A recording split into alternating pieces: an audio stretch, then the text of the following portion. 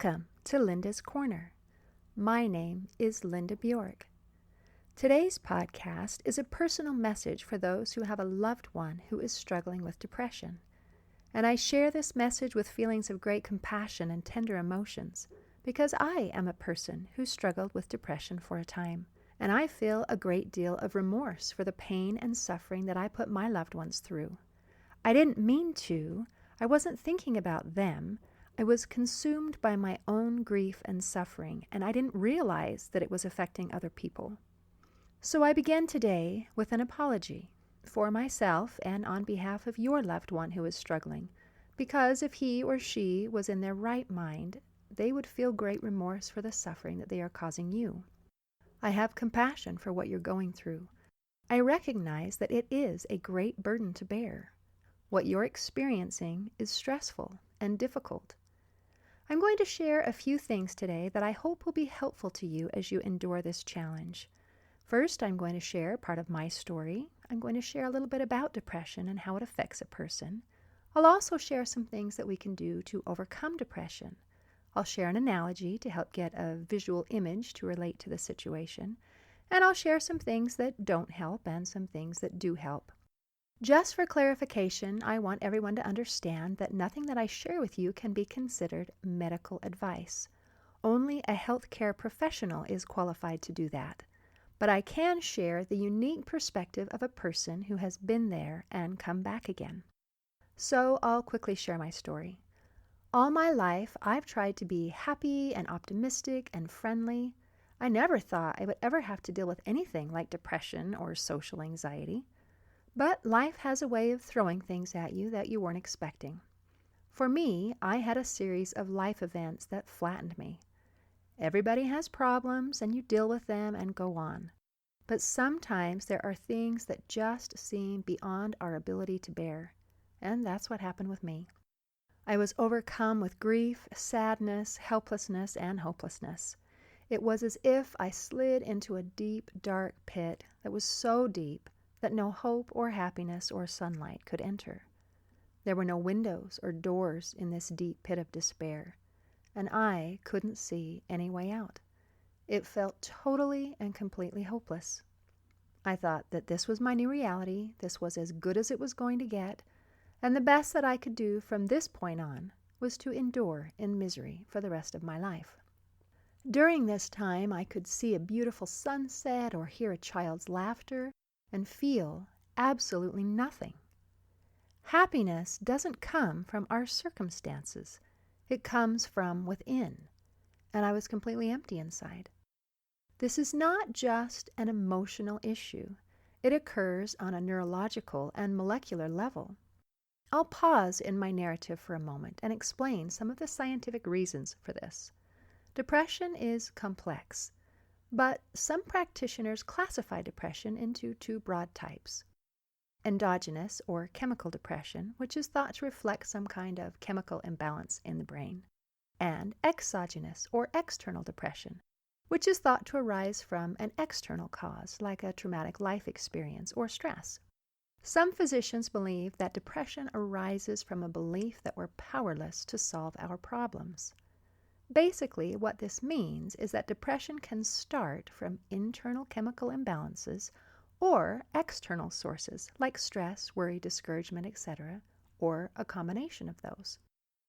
In my case, the initial cause was obviously exogenous or externally caused by unpleasant life events coupled with a belief that I was powerless to solve my problems.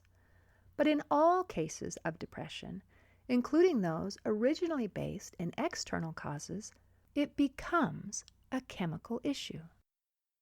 Through MRI scans, we now have proof that changes in thinking can cause measurable changes in brain chemistry and function. Prolonged sadness and feelings of hopelessness create chemical changes in the brain. Let me explain that a little further. Our brains have a system of rewards that bring pleasure and help us feel good. There is a part of the brain that we call the reward center, and when we experience something pleasurable, there are neurotransmitters like dopamine, which flood our neural pathways in the reward center that make us feel good. those good feelings are created by a chemical reaction in the brain. But our brains are instruments of balance, and we have another system that exerts a restraining force. This system, called the nociception modulatory system, is a key to how the brain modulates pain. The neurons in this system emit molecules called nociceptin. Nociceptin suppresses dopamine and shuts it down. If the brain is producing an abundance of nociceptin, it neutralizes feelings of joy and happiness and restrains motivation. The bottom line is that there is a valid neurological reason that a depressed person feels the way he or she does. It's not just in their head or a simple case of needing to snap out of it. The problem is not just emotional. It takes place on a neurological and molecular level. And there's more. The natural processes of the brain make depression become progressively worse over time if it is not stopped. Let me explain.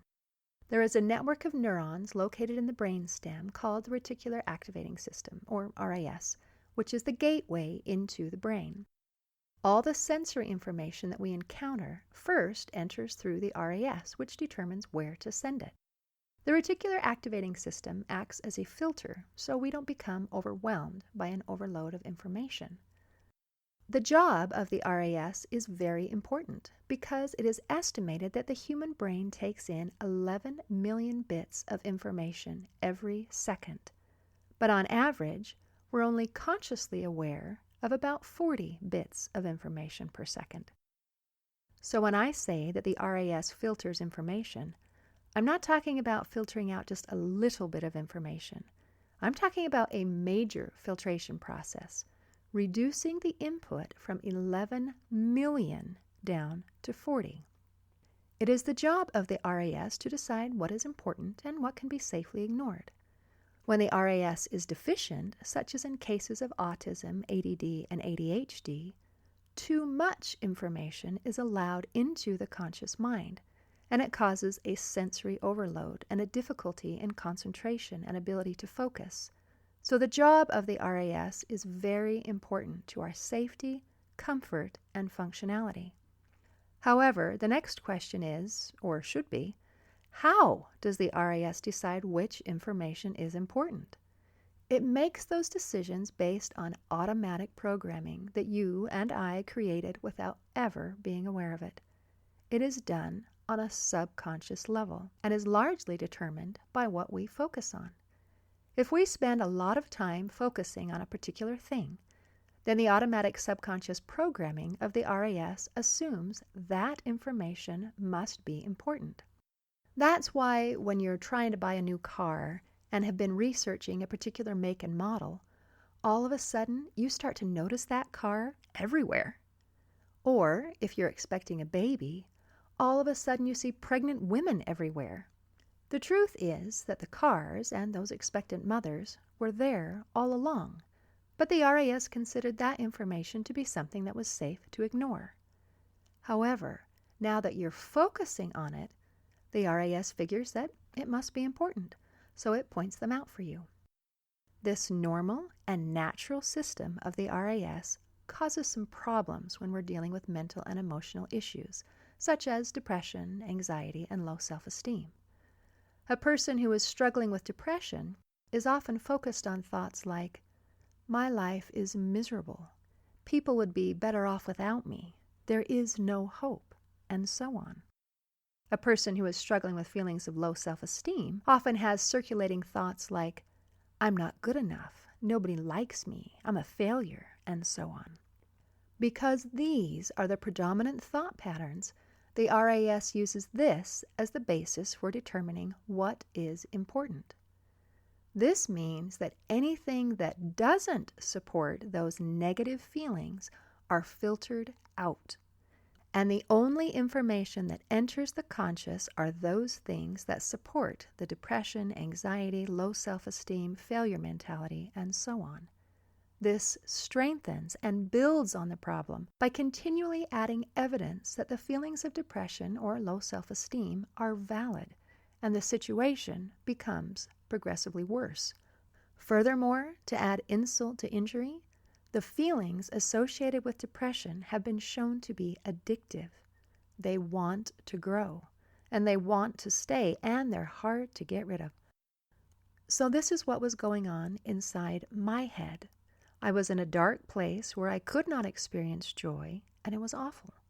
I could only see the negative in life and in myself. I had boatloads of evidence that supported my thoughts that there was no hope, people would be better off without me, and so on. I was miserable, and I couldn't see any way out. I felt hopeless and powerless, and those are not good feelings. Some people hide their depression, and some people broadcast it with the hope of gaining validation or sympathy from the outside.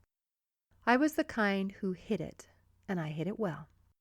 Very few people knew that I was dying on the inside because I made every effort to put on a good face. The one person who did know and was very concerned was my husband. And I'm sorry to say that I was not appreciative of his concern. I was angry at him for being able to see through my facade, and I was angry at him for trying to fix me. Remember that some physicians believe that depression arises from a belief that we're powerless to solve our problems. A person with depression who is responding to that feeling of being powerless can take a couple different directions. One response is to fight it, and another is to embrace it. And unfortunately, neither of those options is pleasant for the loved one or caregiver. I fought it, but not in a healthy or helpful way. When my husband tried to fix me, it felt like he was saying, "You are weak and powerless. You can't handle it. Someone else needs to do it for you." And because I was already feeling powerless, and that was one of my greatest fears, I fought his help with all my might, because I was desperately trying to maintain a feeling of power. I wanted to feel that I had some control over my life. So, as a suggestion, when you're trying to help a loved one who is struggling with depression, don't try to fix them, and don't try to take over and make it your problem.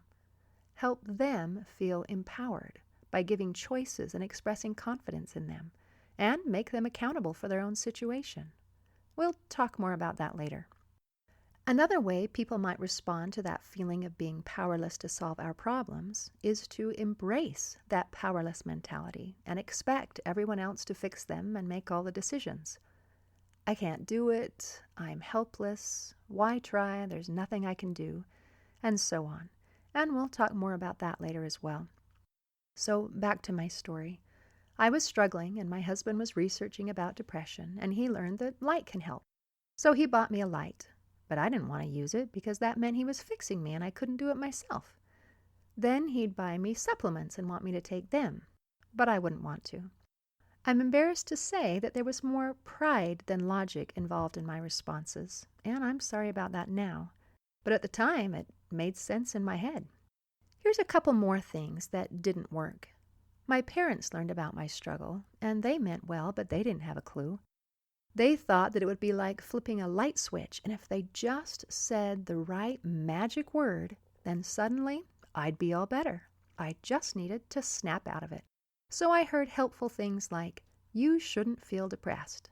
"Oh, thank you. Good idea. Now suddenly I'm all better." Just kidding. It doesn't work like that. Also, reminding me of things that I should be grateful for or telling me that I had no reason to be depressed did not help. Telling me how wonderful I was and trying to build me up was to me the worst thing of all. Compliments were excruciatingly painful. My mind rejected them as lies. I thought either you were lying to me, or you were making fun of me, or you were deceived by my play acting, and that if you only knew the truth, you would see that I was a fraud. So the situation is frustrating and discouraging for everyone involved. So in my case, what did finally work? What made a difference? There were two things that acted as a catalyst for change. The first was some tough love by my husband. He made me sit down and listen to him read an article about depression. He demanded that I admit to it and get help. He emphasized that couples with a depressed spouse are 9 times more likely to divorce, and ended with a threat that he had had enough and he was done. I hated it. I hated every second of it. However, I kind of needed it. He held me accountable for my actions and awakened me to the possible consequences. Now, I did not magically change because he told me off, and I can't say that's the best way to do it. But after I escaped the room and had some time to think about what he had said, it did have an effect. For example, I could no longer assume that my problem wasn't affecting anybody else, because he made it quite clear that it was affecting him, and he didn't like it. I also had to think about the possible consequences. I could lose my marriage and my family, and that was really scary. I realized how serious the consequences might be. It was a wake-up call. The other thing that acted as a catalyst for change was an invitation from my sister. She is trained as a mentor and life coach. She invited me, but did not force me to attend a women's retreat she was hosting. I remember a phone conversation we had about it. I expressed some hesitation about going, and she didn't try to force or guilt me into going. Instead, she said, "You don't have to come if you don't want to. This isn't about supporting me. It's about people who want to come and learn how to be happy and get more out of life. I would never force anybody to come." How can I describe the relief that coursed through my body at being given permission that I didn't need to go? I had a choice. That's what I needed to hear, although I didn't know it until that moment. Then she continued, "I'll be teaching about tools that people can use to increase energy and happiness and how to achieve goals and experience the joy of success. It's going to be awesome. Does that sound like something that you might like?" She had something of value to offer me, something I needed, and she gave me a choice. Remember that some physicians believe that depression arises from a belief that we're powerless to solve our problems. My sister's invitation was empowering. Giving me a choice was empowering. Offering to teach me what I could do to become happy was empowering. She didn't try to take over. She didn't try to fix me. She showed trust and confidence in me. She believed in me. She believed that I could do something about my situation. And I trusted in her belief until I had enough confidence and success to believe in myself. It wasn't all sunshine and roses. She also held me accountable in every way. And it was a long, painful process. But it worked. The process consists of a series of small positive action steps done consistently. Let me explain a little bit about why that would work. I mentioned earlier about the chemistry of the brain and the natural processes of the brain that may cause depression and keep us in depression. In order to get out of depression, we need to successfully do 2 things. First, we need to alter the chemistry in our bodies and our brains. And second, we need to redirect the focus of the RAS, or reticular activating system, so that it doesn't filter out all of the positive and only allow discouragement, hopelessness, and depression inside. We need to change that automatic programming of our subconscious so that it allows positivity, happiness, and hope inside. Let's start with the chemistry of the brain. I already explained that there is a valid physiological and chemical explanation for feelings of depression. It's not just a matter of snapping out of it. This is why professional help and medication are so beneficial. But in addition to those options, it's also possible for a person to create changes in their body chemistry by their actions. Through MRI scans, we have proof that changes in thinking and behavior can cause measurable changes in brain chemistry and function. Let me repeat that. We can do things that alter the chemistry in our brains.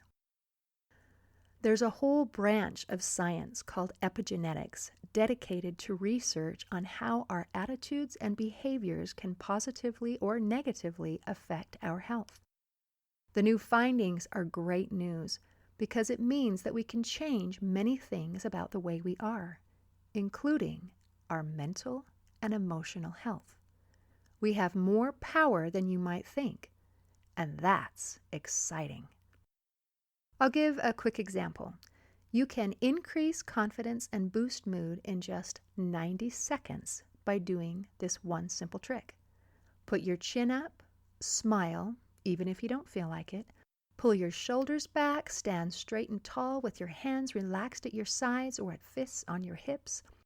Keep both feet pointing forward and keep weight even on both legs.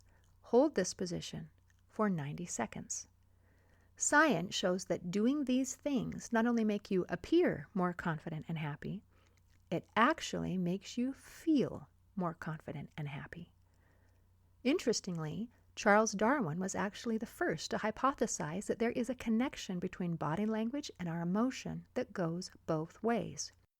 We smile when we feel good, but we also feel good when we smile. Today, that theory is called the facial feedback hypothesis, and it has been verified in study after study after study. The physical expressions of our body language influence our emotional experience. Even if you don't feel like it, doing the actions will help increase those feelings.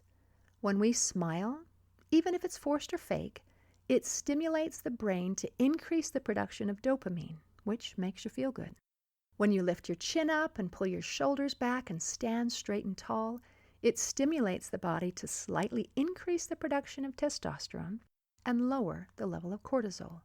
These chemical changes give a boost of confidence and lower stress. Our body language, our action, our words, and our thoughts can affect the chemistry in our body, which in turn affects the way that we feel. Don't think that it will be easy or that a change will occur overnight. It won't be like flipping on a light switch. It is gradual, like a sunrise, and requires small, consistent, positive action steps. I want to offer you the hope that things can get better. I started a nonprofit charity called Hope for Healing to share tools, information, and a plan to make these positive changes. We have free information and free and low-cost resources to help make these positive changes that will affect the chemistry in our brains, which in turn affects the way that we feel. There is a way to become happy again. It isn't easy, but it is possible. You need to understand that healing can be a battle. The process of working through emotional difficulties toward healing can actually feel worse for a period of time than it was when a person was just depressed. As a loved one and caregiver, this person is going to need your patience, love, confidence, and support. I'm going to share an analogy to give a deeper understanding of the challenge that you and your loved one are facing. In the movie The Lord of the Rings, directed by Peter Jackson and based on the books by J.R.R. Tolkien, King Theoden lives during perilous times, and his people need him and his family needs him. But he is rendered useless for a time because he is under a spell. He doesn't care about things that he should be caring about, like the well-being of his family or his people. He can't think clearly or rationally. He is trapped until he is freed from the spell by Gandalf and becomes his true self again. We're going to liken this story to dealing with depression. A person dealing with depression is not their true self. It's rather like being under a spell that affects thinking and decision-making. Another example is in the show Stranger Things, where Will Byers is taken over by the shadow monster or mind flayer. It's a similar scenario, where a person is under the influence of a powerful force that makes it so they're not their true selves. I hope you're familiar with at least one of these examples, because they offer a lot of insight into living with depression and the experience of healing from depression. In both of these stories, King Theoden's release and Will's exorcism, there is a great internal battle before they are free. Likewise, the process of working through emotional difficulties toward healing can actually feel worse for a period of time than it was when a person was just depressed. Healing can be a battle. And even though King Theoden and Will Byers will admit that the battle was hard, they would both agree afterwards that it was worth it. Let me briefly explain why healing is a battle and what that feels like. Remember that I explained earlier about that reticular activating system, or RAS. It has a job to do, and it takes its job very seriously. When you are depressed and the focus is on being miserable, discouraged, and hopeless, then the automatic programming of the RAS figures that these are the things that are important. So it filters out anything that isn't miserable, hopeless, discouraging, and so on. Furthermore, when we make a conscious effort to say or do something that is contrary to the current subconscious programming, the subconscious considers this to be a dangerous threat and sends out a warning that in order to be safe, you need to go back. When that warning hits, it feels like running into a brick wall, and people naturally give up. When I was going through this process, I hit that wall immediately, and I wanted to give up on day one. It's difficult to adequately describe, but it literally felt like I was going to die. I felt all the emotional and physiological symptoms as if my life was being threatened, and my subconscious warned me that the only safe option was to quit and go back. It was awful, indescribably awful. Fortunately, I had been warned that this would happen, so I knew what to do. To get through that wall, I used one of the tools in my emotional first aid kit. An emotional first aid kit is just a list of simple tools or actions that cause an immediate, although temporary, positive effect, like singing, for example. And that's what I did.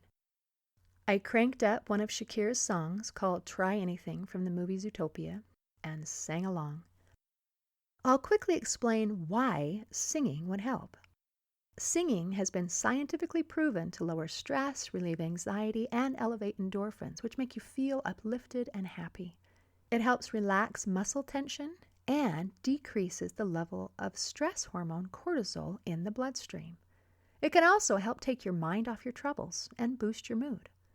Research shows that our brain waves actually synchronize somewhat with the rhythm of the music, which can help calm us down or boost our energy and motivation, depending on the need and the type of music we're using. In addition to all of these benefits, scientists have identified a tiny organ in the ear called the sacculus, which responds to the frequencies created by singing. The response creates an immediate sense of pleasure, and that is regardless of what the singing sounds like, so you don't have to have a great voice to feel the positive effects of singing.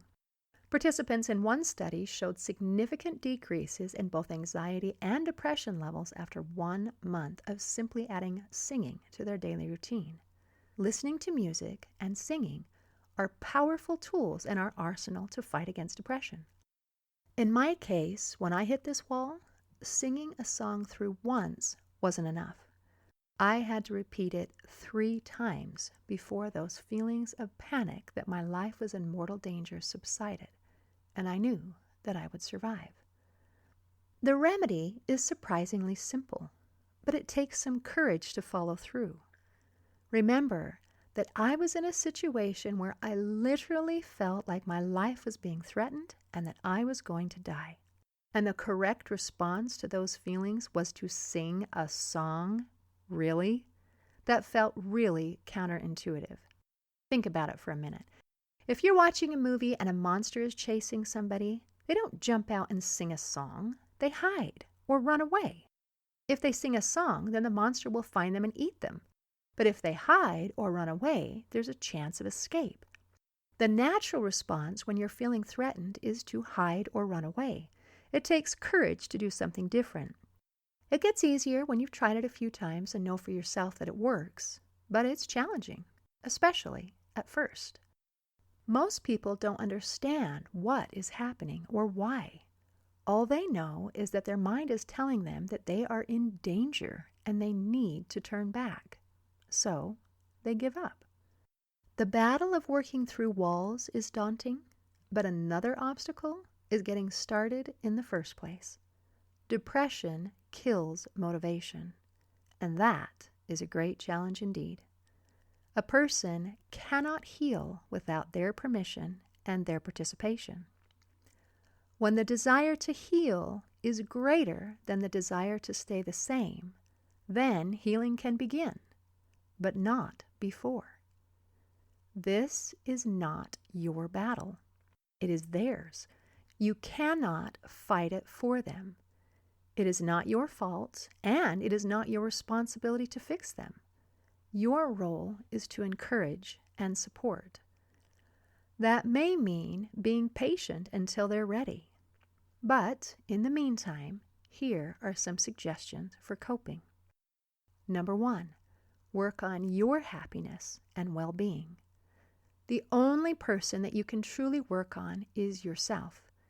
And that can be really frustrating when you feel like the other person is the problem.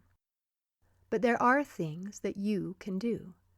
First, work on your happiness and well-being.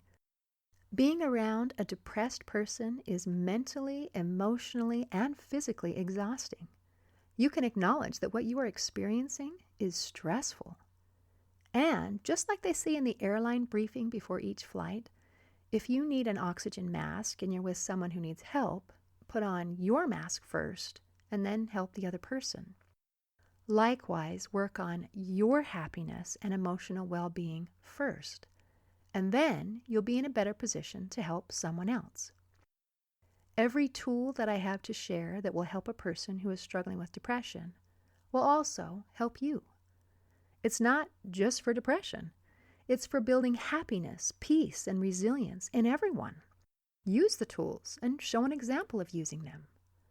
Follow a healthy lifestyle to reduce stress, including things like exercise, meditation, and yoga. And please don't use substances to cope, such as alcohol. This just makes the problem worse. In addition to your mental and emotional well-being, you can work on the way that you speak and interact with others. Are you kind? Are you respectful? Do you acknowledge a person's feelings? Are you the kind of person that someone can turn to in a time of need? Do they feel emotionally safe with you? If you don't respect how a person feels, it can shut down communication. If you are patronizing or judgmental, then people don't feel safe sharing their feelings with you. You can practice good listening skills, practice compassion, practice acceptance. Number 2, become informed. You can learn about the disorder and become informed. Learn what's normal and what to expect. There are many resources available online, in libraries, and on the Hope for Healing website. In addition to learning about the disorder, it's also helpful to learn what can be done to overcome the disorder. Remember, we need to successfully do 2 things in order to be able to heal from depression and become happy again. First, we need to alter the chemistry in our bodies and our brains. And second, we need to redirect the focus of the RAS to change the programs of our subconscious. Depending on the situation, medication and professional help may be necessary to correct chemical imbalances. But in addition to these valuable resources, there are also things that we can do to alter the chemistry in our brains. The change will not be like flipping on a light switch. It's more gradual, like a sunrise. The key to achieving a hopeful sunrise is consistency, and we have a plan for that. The Hope for Healing program consists of organizing simple emotional wellness tools into an effective, progressive schedule that includes a short morning routine, a simple daily task, and a short evening routine. Following this simple program consistently brings about significant changes in the way a person thinks and feels. Remember that there will be walls trying to block the path, but there's a way to get through them by using the tools in the Emotional First Aid Kit. If a person knows what is happening, why it's happening, and what to do about it, the walls become hurdles to overcome, rather than prison bars. Following this process changed my life. It brought back my happiness and allowed me to become myself again. I did not heal because I am special or lucky, but because I followed a program based on sound scientific principles. Number 3, teach, inspire, and invite. As you learn that there is hope for healing, you can teach, inspire, and invite your loved one to heal. One of the most important aspects of healing and recovering from any mental or emotional issue is the belief that change is possible. Researchers call this positive expectancy, and it figures prominently in whether or not therapy or treatment of any kind is successful. In order to do the hard work of changing or healing, we have to believe that change is actually an option. The good news is that change really is an option. Healing is possible. If you can help your loved one gain that positive expectancy, it will increase the likelihood that they will be willing to do the hard work required for healing. When I was in my dark place and felt like I slid into a deep, dark pit that no hope or happiness or sunlight could enter, I did not see any windows or doors. I could not see any way out. It felt totally and completely hopeless. I thought this was my new reality. This was as good as it was going to get, and the best I could do from this point on was to endure in misery for the rest of my life. I would still be in that dark place today if my sister hadn't offered me a ladder to climb out of that hole. She saved me. I still had to do the work, but she taught me what to do. She gave me the hope that I could do something that would make a difference. And she held me accountable. Number 4, ask for and accept help. You can ask for help from friends or professional help. You don't have to face this alone. I also invite you to review the resources listed on the Hope for Healing website. Number 5, learn to let go. This is not your problem. This is not your fault. You are a support. You cannot fix them, and you don't need to clean up their messes. Trying to fix another person or eliminate consequences are forms of enabling. It weakens a person. The word enable means to give someone or something the authority or means to do something. In terms of dealing with someone with depression, enabling means that your actions are giving a person permission to remain in their depression. A person who is enabled becomes more powerless and more dependent. They rely more and more on other people to solve their problems and remove their consequences. They assume that they can do whatever they feel like, and other people will deal with it and clean up their mess. That is unfair to caregivers, and it's unfair to everyone else in society. Instead of enabling, we want to choose thoughts, words, and behaviors that empower the person to be able to heal and solve their own problems. It might be helpful to again remember the examples of King Theoden or Will Byers. Whenever you say something, do something, or make a decision, consider whether it's helping the person inside or enabling the power that is keeping them trapped. Think about these characters' escape. In both cases, there were times when something that appears like a kindness is actually enabling the power over them, and times when something that appears unkind is what helps them become free. Number 6, separate the person from the disorder. As we look at the examples of King Theoden or Will Byers from Stranger Things, it's easier to love and support the real person, the one trapped inside the dark influence. Don't lose sight of that person. Some people find it helpful to give the depression a name. For example, you could say, "That's not you talking. That's the mind flayer I'm hearing."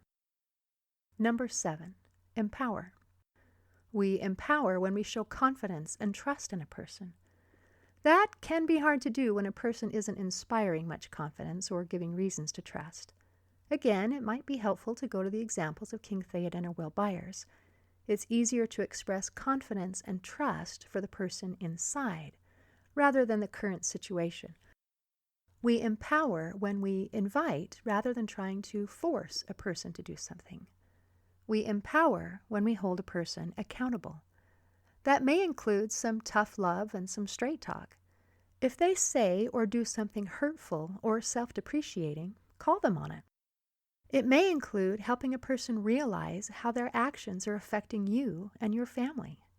It may include stepping back and not solving someone else's problems for them. This may include allowing consequences for behavior, or this may include not allowing excuses. Number 8, set boundaries. One important tool when dealing with a person with a mental or emotional issue is to set boundaries. You are not responsible for another person's mood or actions, but you are responsible for yourself, and you can choose what you will and will not put up with. Sometimes that might include saying something like, "I deserve to be treated with respect." Or if someone says something negative about themselves, you might say, "I won't allow anyone to talk that way about my friend, not even you." Notice when you are feeling manipulated and address it directly. Use non-blaming statements like, "I am feeling manipulated and I don't like it," rather than being accusatory. They can say what they want, but you don't have to accept it or be manipulated by it. Notice that all these examples use the word I. It's not about them. It's not accusing them or blaming them or forcing them to do anything. This is about you. This is about what you expect. This is about how you feel. This is about what you will or won't put up with. You matter, and your needs matter. If necessary, stand up for yourself. Before I close today, I need to talk about the potential of suicide. A person who is depressed often has thoughts that the world would be better off without them. When I was in my dark place, I had those thoughts a lot. Sometimes talk of suicide is just voicing a thought. Sometimes talk of suicide is used to manipulate other people, and sometimes a person means to actually do it. Any talk of suicide should be taken seriously. Hold them accountable for their words. These are not words that should be thrown around lightly. Don't allow a person to use threats to manipulate you. Regardless of their choices, this is not your fault. It has nothing to do with you. There are a few signs that suggest imminent danger, so let's talk about those first. According to the National Alliance on Mental Illness, if you notice someone doing any of the following, they should get care immediately. Number 1, putting their affairs in order or giving away their possessions. 2, saying goodbye to friends and family.